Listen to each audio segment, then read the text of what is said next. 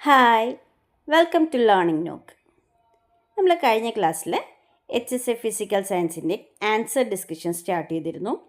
HSA exam കഴിഞ്ഞില്ലേ, ഇനി എന്തിനാണ് ഇതിൻ്റെ ആൻസർ ഡിസ്കഷൻ എന്ന് ചിന്തിക്കുന്നവർക്കായിട്ട് പറയാം. HSA NCA എക്സാമിന് വേണ്ടി മാത്രമല്ല, ഫിംഗർ പ്രിൻറ്റ് സെർച്ചർ എന്ന പോസ്റ്റ് ഡിസംബറിലെ എക്സാം ഉണ്ട്. അതിൻ്റെ സിലബസ് നോക്കിയവരാണ് നിങ്ങളെങ്കിൽ നിങ്ങൾക്ക് മനസ്സിലാകും നമ്മളുടെ HSA ഫിസിക്കൽ സയൻസിൻ്റെ സെയിം സിലബസ് തന്നെയാണ് അതിനും വന്നിരിക്കുന്നത്. ഓക്കെ, അപ്പോൾ നമുക്ക് ക്വസ്റ്റ്യൻസിലേക്ക് പോകാം. ക്വസ്റ്റ്യൻ നമ്പർ 21 22 PSC ക്യാൻസൽ ചെയ്തതാണ്.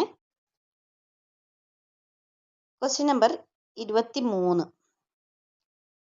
0.5 കിലോഗ്രാം പിണ്ഡമുള്ള ഒരു block K = 200 newton per metre എന്ന ബലസ്ഥ സ്ഥിരാങ്കമുള്ള ഒരു സ്പ്രിങ്ങിൽ ഘടിപ്പിച്ച് ഘർഷണരഹിതമായ ഒരു തിരശ്ചീന പ്രതലത്തിൽ സ്ഥാപിക്കുന്നു. ഇത് സന്തുലനാവസ്ഥയിൽ നിന്ന് 5 സെന്റിമീറ്റർ അകലം എടുത്ത് നിശ്ചലാവസ്ഥയിൽ നിന്ന് പുറത്തുവിടുന്നു. മന്ദനത്തിന്റെ സമയ കാലയളവ് ഡാഷ് ആണ്. ഓക്കെ, ഇതെങ്ങനെ ചെയ്യുന്നതെന്ന് നോക്കാം. ഇവിടെ ഒരു സ്പ്രിംഗ് ആണ്, അതിന്റെ സമയ കാലയളവാണ് കണ്ടുപിടിക്കാൻ പറഞ്ഞത്. സ്പ്രിങ്ങിന്റെ ടൈം പീരീഡ് കാണാനുള്ള ഫോർമുല T = 2π√m/k എന്നതാണ്. ഇതിൽ m, അതായത് മാസ് 0.5 കിലോഗ്രാം എന്നും spring constant 200 newton per metre എന്നും ക്വസ്റ്റ്യനിൽ തന്നിട്ടുണ്ട്. അത് സബ്സ്റ്റിറ്റ്യൂട്ട് ചെയ്യുമ്പോൾ T = 0.314 എന്ന ആൻസർ കിട്ടും. അപ്പം നമ്മുടെ ഓപ്ഷൻസ് ചെക്ക് ചെയ്യുമ്പോൾ അവിടെ 0.31 എന്നൊരു ഓപ്ഷനുണ്ട്. So right answer option D, 0.31. Next question.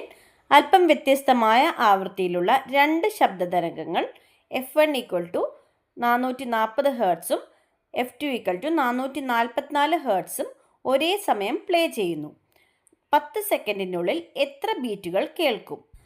ആദ്യം ബീറ്റ് ഫ്രീക്വൻസി കാണാനുള്ള formula F(beat) = F1 - F2. Values substitute ചെയ്യുമ്പോൾ 444 - 440 = 4 ഹെർട്സ് എന്ന് കിട്ടും. ഇനി നമ്പർ ഓഫ് ബീറ്റ്സ് കണ്ടുപിടിക്കാനായി ഫ്രീക്വൻസി ഇൻറ്റു ടൈം ചെയ്യുക. അപ്പോൾ 4 × 10 ചെയ്യുമ്പോൾ നമുക്ക് 40 എന്ന ആൻസർ കിട്ടും. So right answer option C. അടുത്ത ചോദ്യം. 100 മീറ്റർ നീളമുള്ള ഒരു ഭാവി ബഹിരാകാശ കപ്പൽ 0.6 c വേഗതയിൽ ഭൂമിയെ കടന്നു പോകുന്നു. കപ്പലിനുള്ളിൽ ഇരിക്കുന്ന കമാൻഡർ ലൈറ കപ്പലിൻ്റെ മുഴുവൻ 100 മീറ്റർ നീളവും അഭിമാനത്തോടെ രേഖപ്പെടുത്തുന്നു.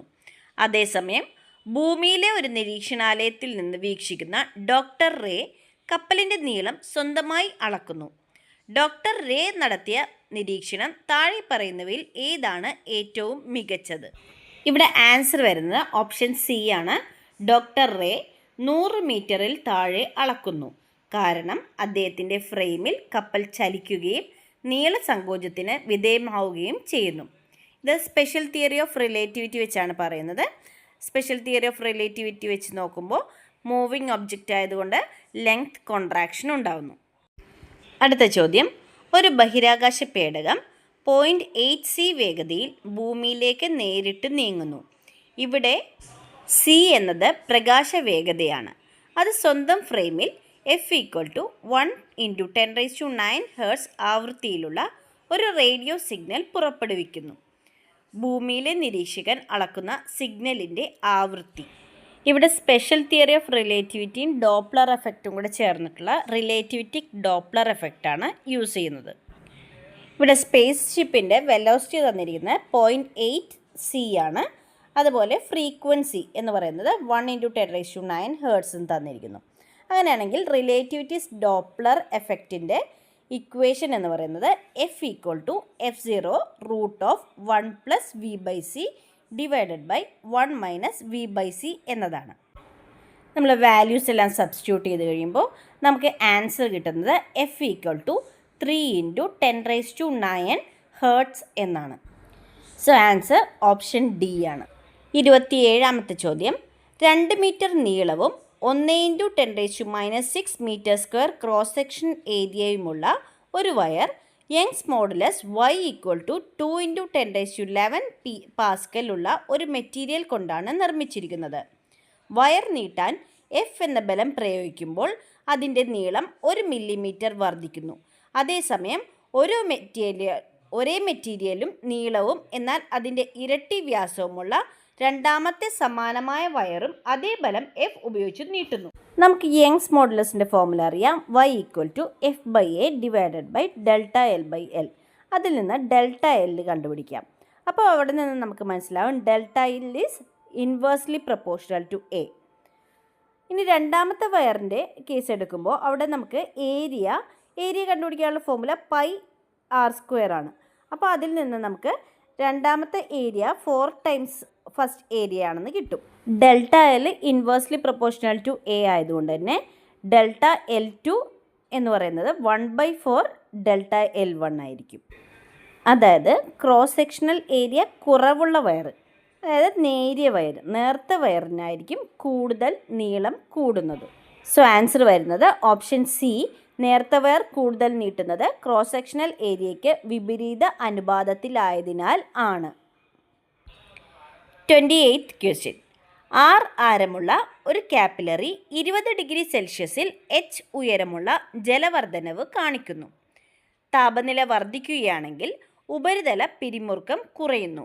ഇനി പറയുന്നവയിൽ ഏതാണ് ശരിയായ നിരീക്ഷണം? ഇവിടെ കാപ്പിലറി ട്യൂബിൻ്റെ ഉയരം H കാണാനുള്ള formula H equal to 2T cos θ by ρgr എന്നാണ്.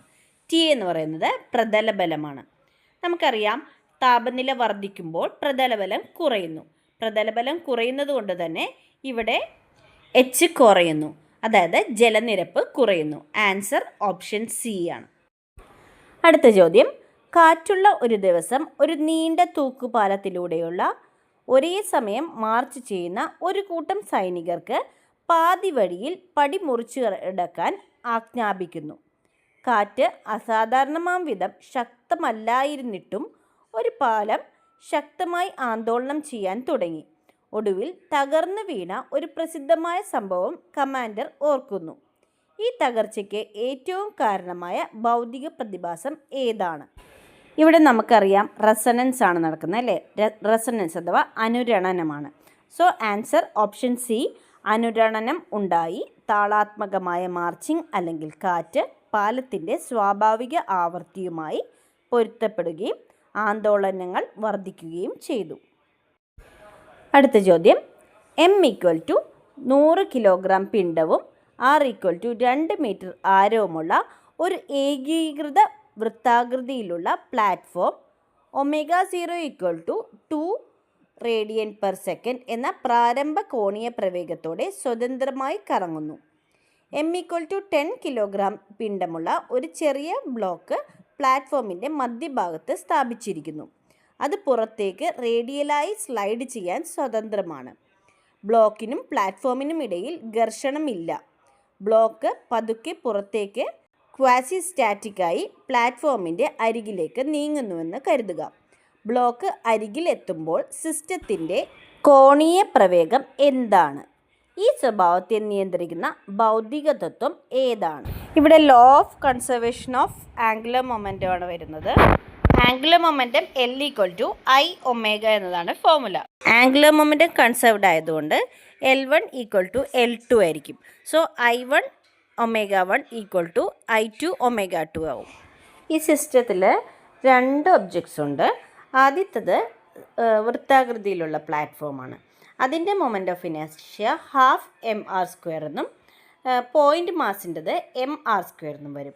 അപ്പോൾ total moment of inertia I എന്ന് പറയുന്നത് ½ mr² പ്ലസ് mr² എന്ന് വരും.